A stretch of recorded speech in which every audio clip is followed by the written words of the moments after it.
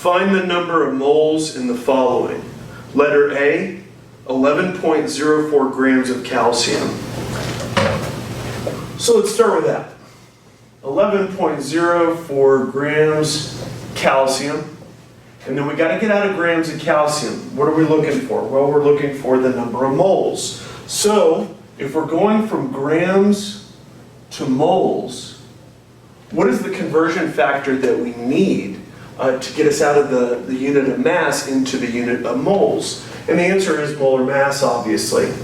So you look at your periodic table and you see that the molar mass is 40.07 grams of calcium for every 1 mole of calcium. And then grams cancel. And with our answer,